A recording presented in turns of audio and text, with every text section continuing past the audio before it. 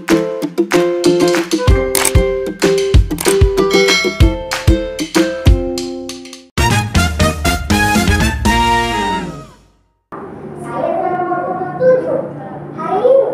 saya ingin menampilkan sebuah cerita yang berjudul Kisah Raden Arya, Sang Pelindung Cisadane.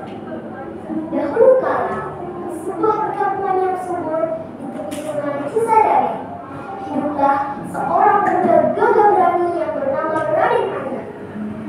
Hatinya dipenuhi keberanian dan rasa cinta yang sangat besar pada tanah kelahirannya, Tangerang. Sungai Cisadane bagi masyarakat Tangerang bukan hanya sumber air untuk mengairi sawah dan kebutuhan sehari-hari, tapi juga uratnya di kehidupan. Namun, kedamaian untuk sungai itu mulai terusik. Sekelompok perampok yang kejam datang berseberang lautan. Mereka merampas hasil panen, mengambil ternak dan menakuti para penduduk. Ketakutan menyelimuti setiap sudut kampung. Para tua desa telah mencoba berbunyi. Namun, tolong kami, Nimas Mati. Harta kami dirampas, tanah kami diambil, semuanya. Tolong kami, Nimas Mati. Kami sudah tidak tahan lagi dengan belanda dan tuan tanah, Nimas Mati. Mereka sudah keterlaluan. Baiklah, aku akan menolong kalian. Tak akan membiarkan Belanda menyentuh kalian sedikit pun. Akhirnya, Nimas Mati dan masyarakat Kota Tangerang bekerja sama berbondong-bondong melakukan penyerangan kepada Belanda.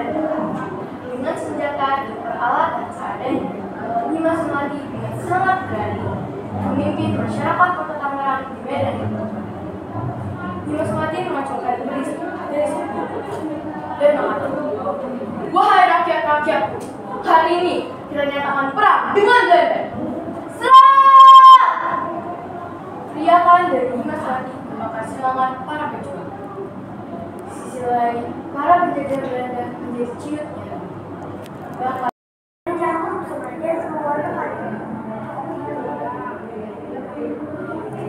aduh, ibu mau repotin, terima kasih banyak.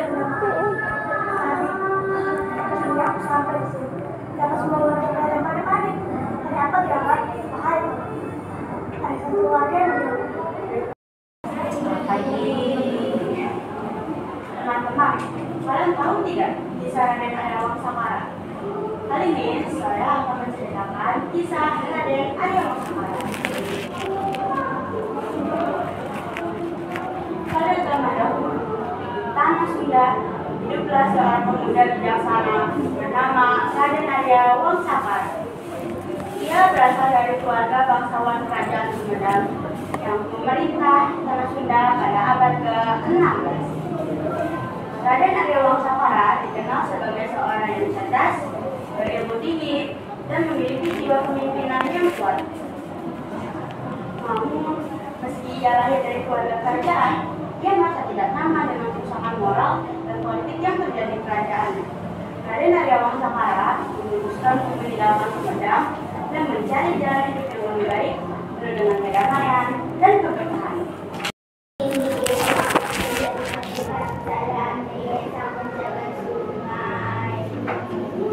Saat Bayu memakan kelapa tersebut, fisiknya bersinar dan ekornya kuat seperti ombak, dan suaranya bergema seperti air terjun. Dengan semangat, Bayu menyelam ke dasar sungai dan menghadapi Blobot. "Kembalilah ke tempatmu, Blobot. Sungai ini harus bersih." Blobot menyerang dengan tumpukan sampah, tetapi Bayu mengibaskan ekornya dan membuat pusaran air yang menjulur semua sampah ke dalam kantong bergerak ajaib.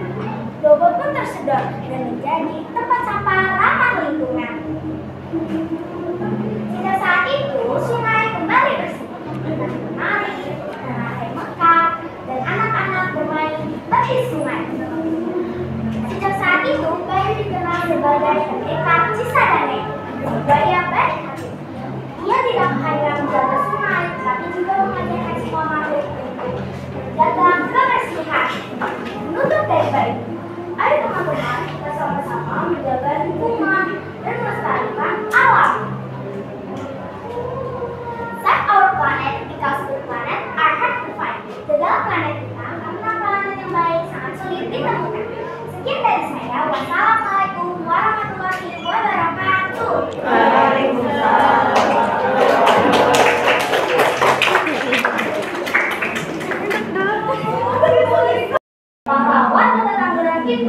Arya Wangsakara.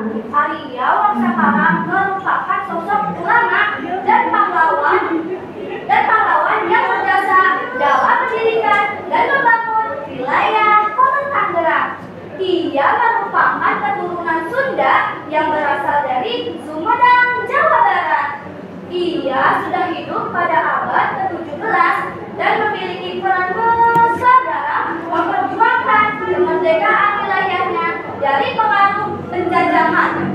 Arya Wangsakara memperjuangkan wilayahnya ketika ia melawan VOC, perusahaan dagang Belanda yang juga berperan sebagai kekuatan militer dan politik, mulai menguasai wilayah Banten dan Batavia yang sekarang kita kenal sebagai Kota Tangerang. Melihat kekejaman VOC dan penindasan terhadap warga Tangerang, Arya Wangsakara tidak tinggal diam. Ia berusaha mempertahankan wilayah Tangerang dan melindungi masyarakat dari pengaruh penjajahan. Ketika VOC semakin memperluas ke wilayah perbatasan dan memaksa dari SDN Sudirara Barat. Hari ini saya ingin menceritakan dongeng Dimas Melar. Adalah pahlawan asal Kota Tangerang yang sering dijuluki Sila Betina. Kenapa dia bisa dikenal sebagai pahlawan? Karena ibarat dia melawan penjajahan Belanda. Dimas Melar adalah keturunan ke-18 Sultan Hasanuddin Banten.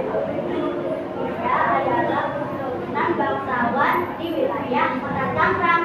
Sejak kecil, dia dikenal sebagai anak yang pemberani dan cinta tanah air.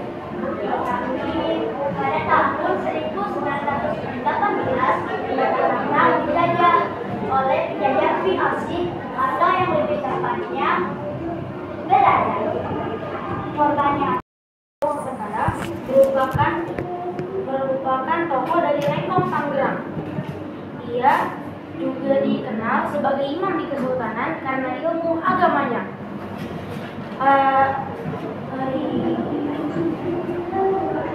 Arya Wangsakara juga digelari Kiai Masaji Wangsaraja.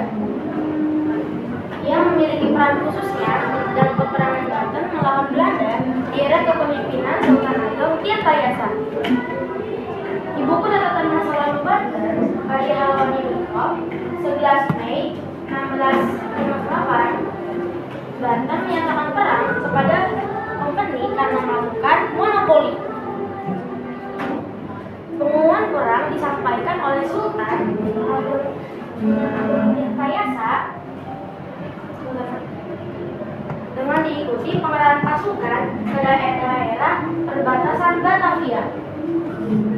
Pasukan yang dibentuk oleh Kesultanan